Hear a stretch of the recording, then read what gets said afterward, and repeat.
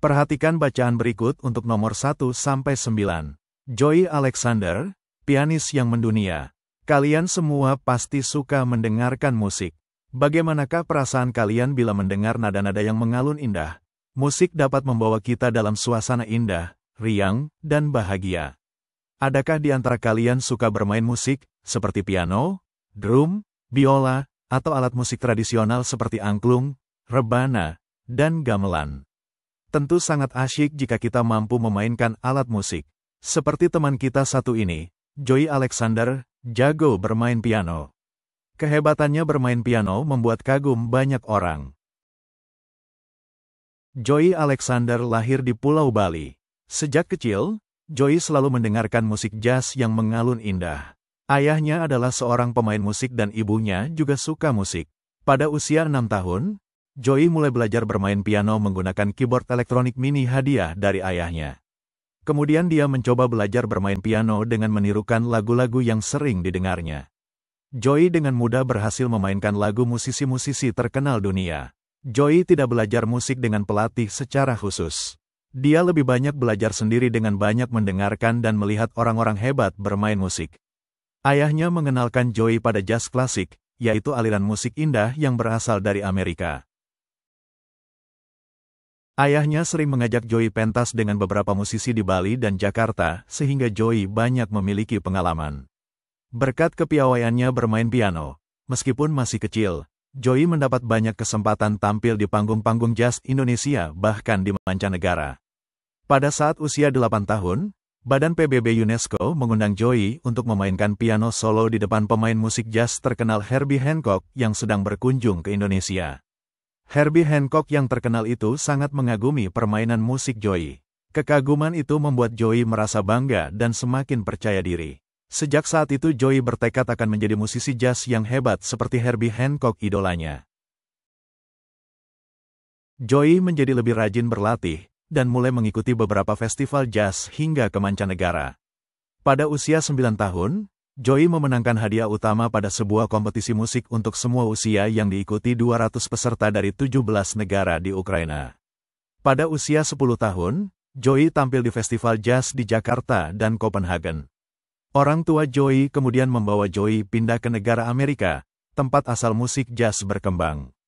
Hal ini dilakukan agar Joey dapat lebih mengembangkan bakatnya. Di sana Joey mengajak beberapa orang teman untuk bermain dalam sebuah band.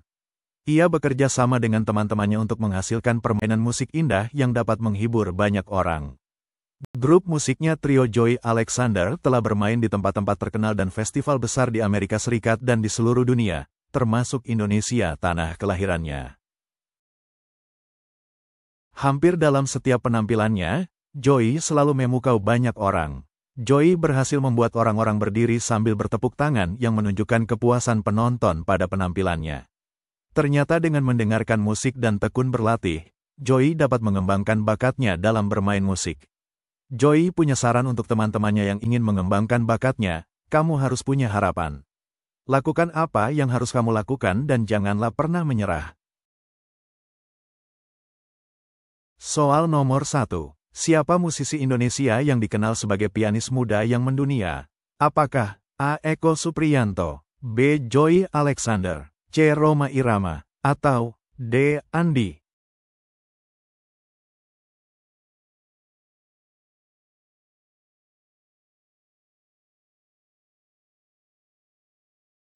Jawabannya yang B.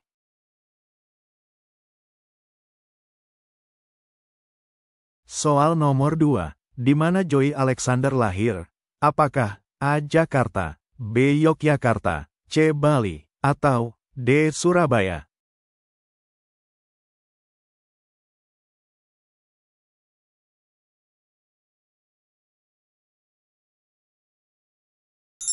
Jawabannya yang C. Soal nomor 3. Alat musik apa yang dimainkan oleh Joey Alexander? Apakah A. Biola, B. Gitar, C. Piano, atau D. Drum?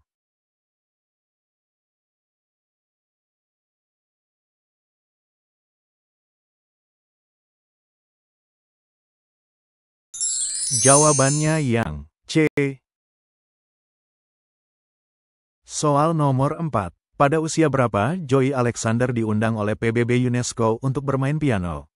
Apakah A. 6 tahun, B. 8 tahun, C. 9 tahun, atau D. 10 tahun?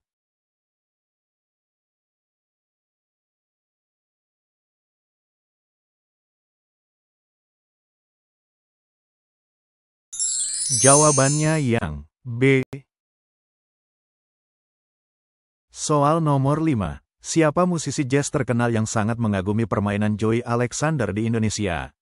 Apakah A. Louis Armstrong, B. Duke Ellington, C. Herbie Hancock, atau D. Ella Fitzgerald?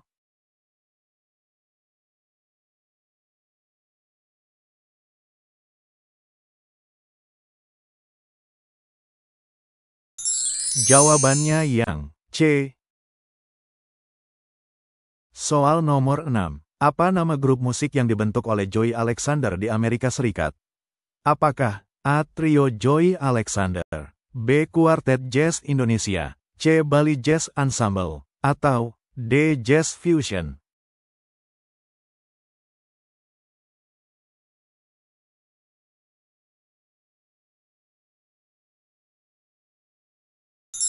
Jawabannya yang A.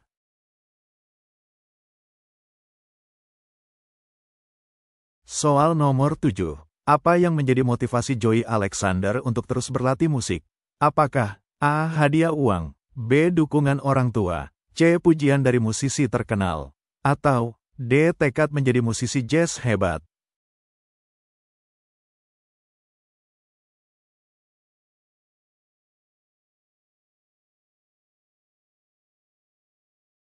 Jawabannya yang D. Soal nomor 8. Apa yang menjadi ciri khas dari seni yang dipentaskan oleh Joey Alexander di panggung dunia? Apakah A. Alat musik tradisional, B. Jazz dan improvisasi piano, C. Tari kontemporer, atau D. Drama teater?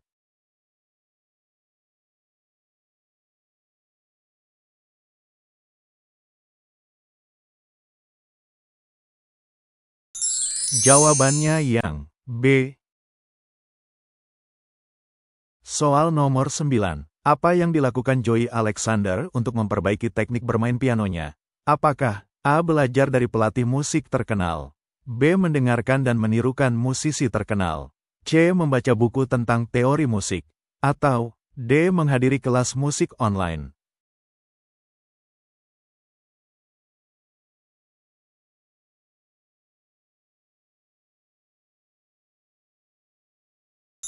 Jawabannya yang A. Perhatikan bacaan berikut untuk nomor 10-17. Seni sebagai kekuatan diplomasi budaya. Apa yang ada di pikiran kalian ketika mendengar kata Jepang? Kemungkinan besar kalian akan menyebutkan sushi, kimono, Doraemon, dan Naruto. Bagaimana dengan negara Australia? Mungkin kalian akan mengingat Opera House, koala, dan kanguru. Kalau Amerika Serikat disebut, yang ada di benak sebagian besar orang adalah film-film dari Disney atau produksi Hollywood, burger, dan ayam goreng. Produk budaya yang dikenal oleh masyarakat dunia adalah modal suatu negara untuk melakukan diplomasi lunak, soft diplomacy. Diplomasi adalah suatu seni dan praktik untuk bernegosiasi yang dilakukan oleh negara atau organisasi. Diplomasi lunak menggunakan cara-cara yang halus untuk memengaruhi opini masyarakat akan suatu negara. Lawan dari diplomasi lunak adalah diplomasi keras, misalnya dengan menggunakan kekuatan militer. Salah satu negara yang sangat sukses menjalankan diplomasi lunak adalah Korea Selatan. Pemerintah Korea Selatan secara serius mendukung industri kreatif di negaranya yang disebut Hallyu atau gelombang Korea. Hallyu semakin dikenal di seluruh dunia dari musik pop, tayangan drama, dan film Korea. Salah satu contohnya adalah grup pop Korea BTS, Bangtan Sonyeondan, yang memiliki banyak penggemar di seluruh dunia yang menyebut dirinya ARMY atau pasukan. Grup BTS tidak hanya berkontribusi pada perekonomian Korea Selatan dengan penjualan musik, souvenir, atau tiket konser saja, tapi juga mampu menaikkan jumlah turis yang ingin mengunjungi Korsel. Popularitas BTS membuat kelompok ini diundang untuk berpidato mewakili anak-anak muda di markas PBB. Presiden Korsel memberikan apresiasi kepada BTS yang sudah menyebarkan budaya Korea ke seluruh dunia. Kesuksesan Korea Selatan bukan kerja semalam. Sejak tahun 2001, pemerintah Korsel sudah mulai mempromosikan Hallyu.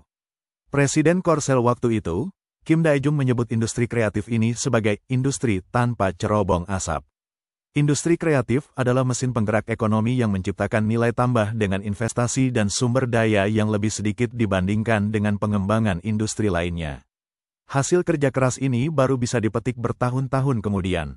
Misalnya, keberhasilan film berbahasa Korea, Parasite, yang memenangkan Oscar, penghargaan insan perfilman yang sangat bergengsi di Amerika Serikat pada tahun 2020. Bagaimana dengan Indonesia? Apa yang ada di pikiran masyarakat dunia ketika mendengar kata Indonesia? Soal nomor 10. Apa istilah yang digunakan untuk diplomasi budaya yang mempengaruhi opini masyarakat dengan cara halus? Apakah A. Diplomasi keras, B. Diplomasi lunak, C. Diplomasi ekonomi, atau D. Diplomasi politik?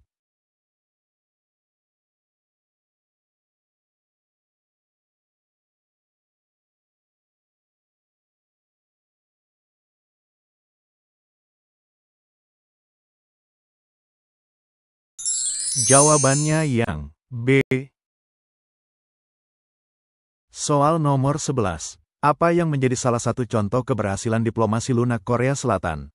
Apakah A. Penjualan mobil, B. Musik pop BTS, C. Teknologi canggih, atau D. Pelatihan militer?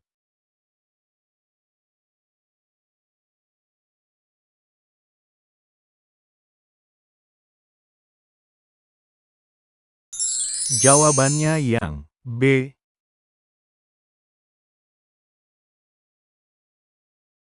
Soal nomor 12. Apa yang menjadi salah satu bentuk diplomasi lunak menurut artikel? Apakah A. Meningkatkan kekuatan militer, B. Mengundang wisatawan, C. Memperkenalkan budaya melalui seni, atau D. Mengurangi pengeluaran negara?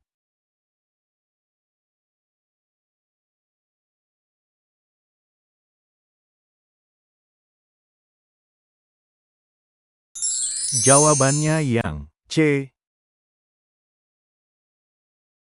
Soal nomor 13. Apa yang menjadi salah satu hal yang dapat mempengaruhi keberhasilan diplomasi lunak sebuah negara? Apakah A. Kekuatan militer, B. Popularitas budaya dan seni, C. Kekayaan sumber daya alam, atau D. Jumlah penduduk?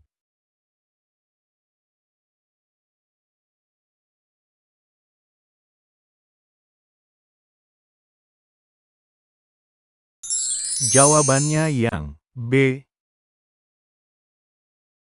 Soal nomor 14. Apa istilah untuk industri yang memanfaatkan kreativitas untuk menambah nilai tambah dengan sedikit sumber daya?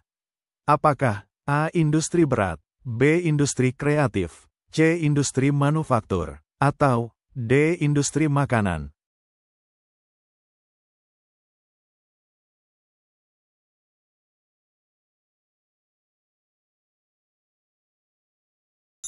Jawabannya yang B. Soal nomor 15. Apa yang menjadi salah satu alasan pemerintah Korea Selatan mendukung industri kreatif mereka? Apakah A. Untuk meningkatkan kekuatan militer, B. Untuk mempercepat pembangunan infrastruktur, C. Untuk mendukung ekonomi dan diplomasi lunak, atau D. Untuk mengurangi ketergantungan pada teknologi?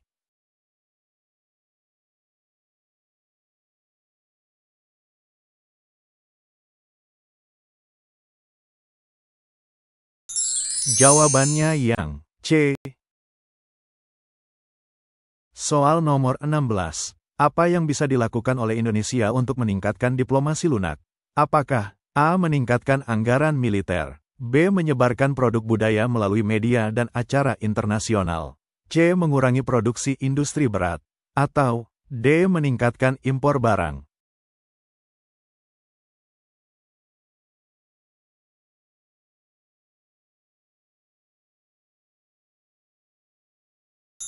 Jawabannya yang B.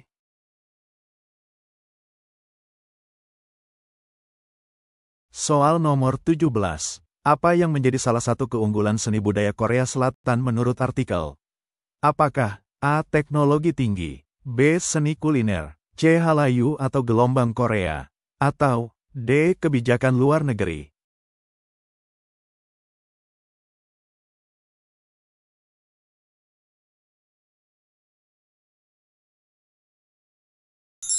Jawabannya yang C.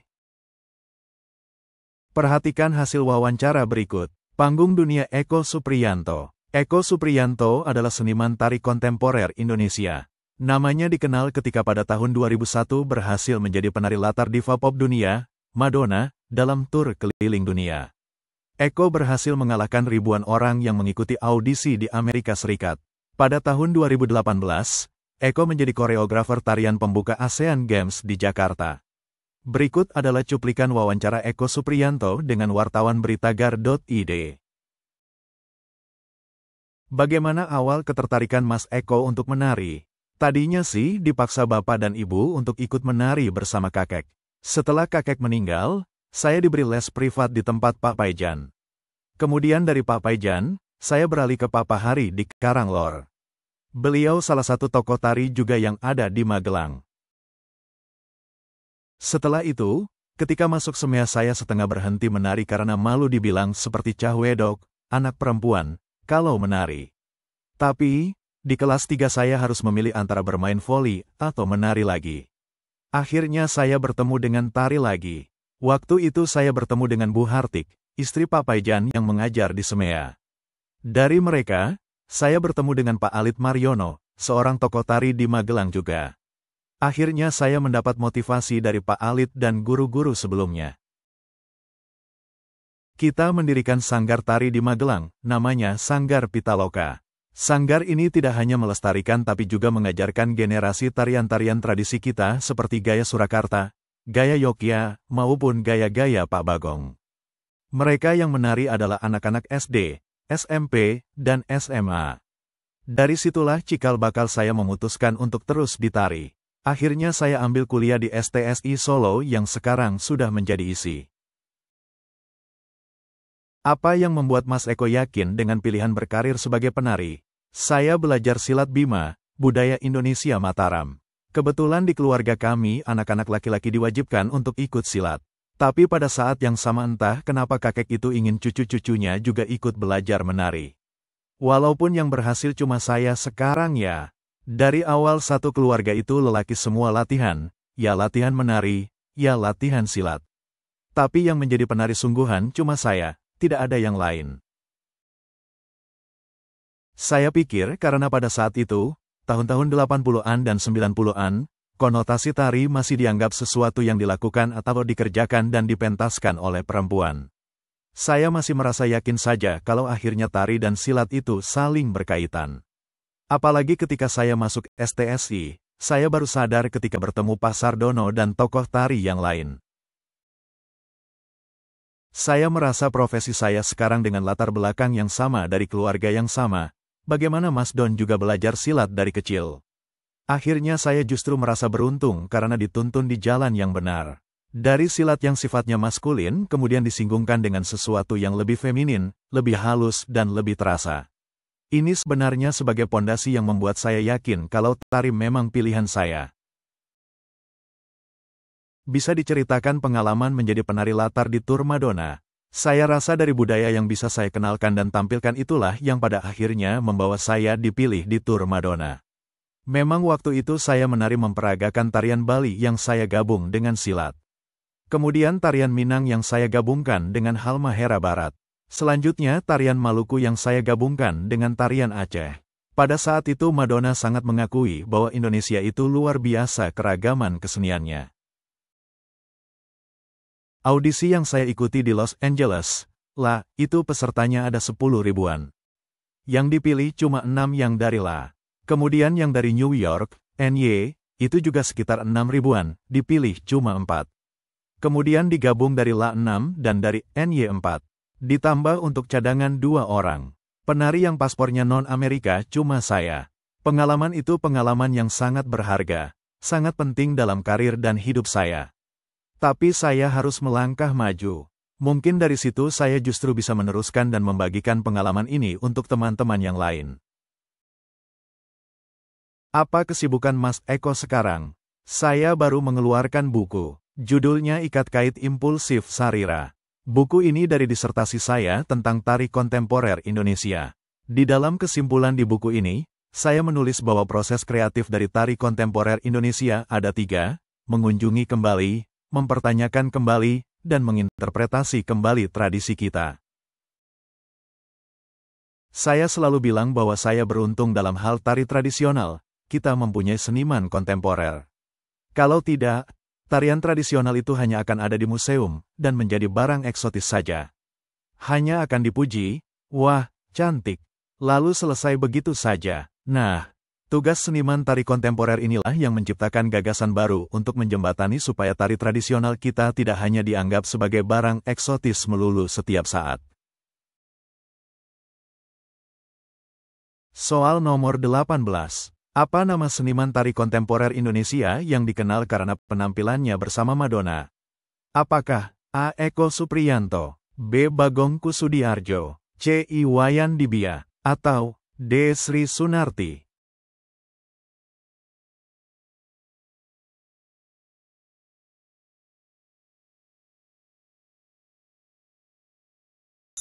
Jawabannya yang A. Soal nomor 19.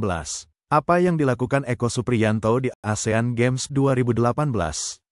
Apakah A. menjadi penari latar, B. menjadi koreografer tarian pembuka, C. mengarahkan festival musik, atau D. mengajar tari?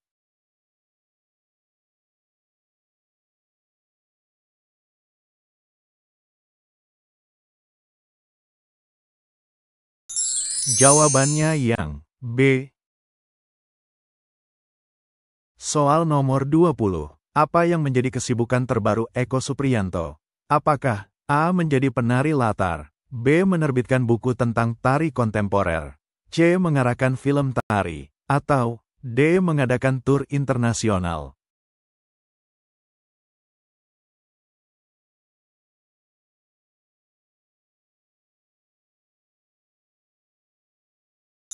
Jawabannya yang D. Soal nomor 21. Apa nama tokoh tari di Magelang yang memberikan motivasi kepada Eko Supriyanto?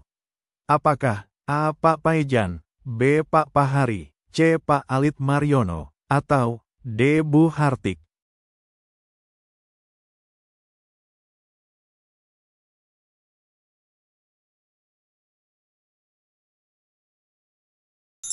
Jawabannya yang C.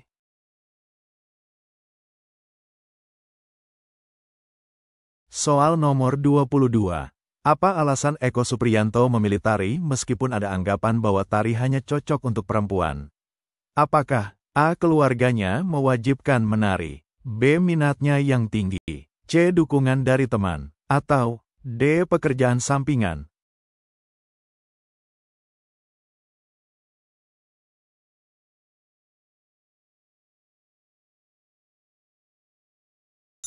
Jawabannya yang B.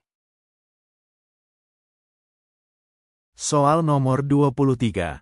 Apa nama tempat latihan tari yang didirikan Eko Supriyanto di Magelang? Apakah A. Sanggar Pitaloka, B. Sanggar Tari Magelang, C. Sanggar Bali, atau D. Sanggar Seni Indonesia?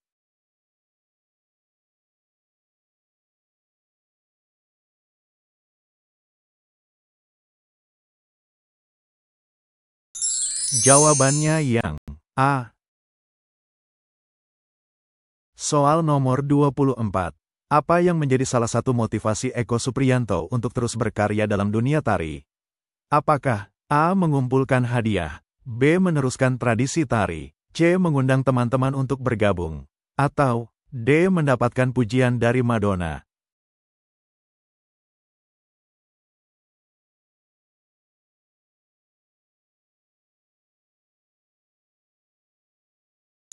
Jawabannya yang B. Soal nomor 25. Apa yang menjadi fokus utama dalam proses kreatif tari kontemporer menurut Eko Supriyanto? Apakah A. Mempertahankan tradisi. B. Mengunjungi kembali dan menginterpretasi tradisi. C. Mengajarkan tari kepada anak-anak. Atau D. Menyederhanakan tari tradisional.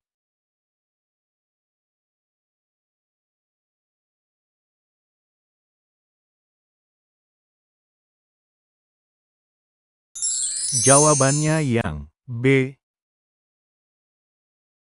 Soal nomor 26. Apa yang dimaksud dengan tari kontemporer? Apakah A. Tari tradisional yang diperbarui, B. Tari yang menggabungkan berbagai gaya, C. Tari yang diadakan di museum, atau D. Tari yang hanya dilakukan oleh perempuan?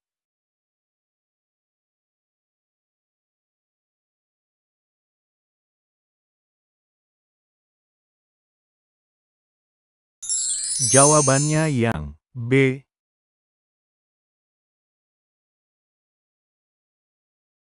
Soal nomor 27. Apa yang dimaksud dengan barang eksotis dalam konteks seni? Apakah A. Karya seni modern, B. Karya seni yang sangat terkenal, C. Karya seni yang dianggap aneh atau unik, atau D. Karya seni yang dihasilkan oleh seniman terkenal?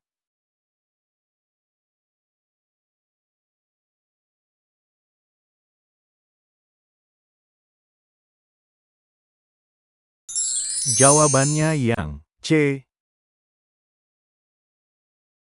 Soal nomor 28. Apa yang dimaksud dengan generasi dalam konteks seni tari? Apakah A. Mengubah gaya tari, B. Pembaruan generasi tua ke generasi muda, C. Menyimpan tari di museum, atau D. Membuat tarian baru?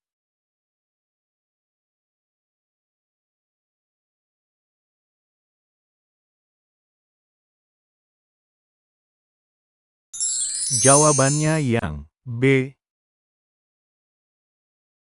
Soal nomor 29.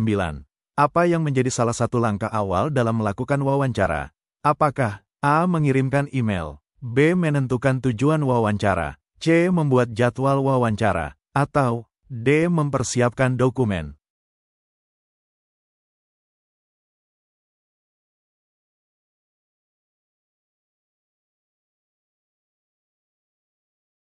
Jawabannya yang B. Soal nomor 30.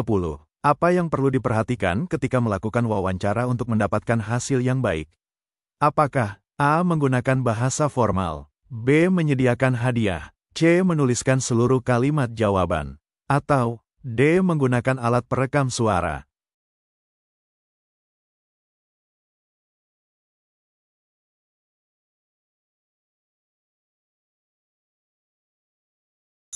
Jawabannya yang D. Terima kasih. Wassalamualaikum warahmatullahi wabarakatuh.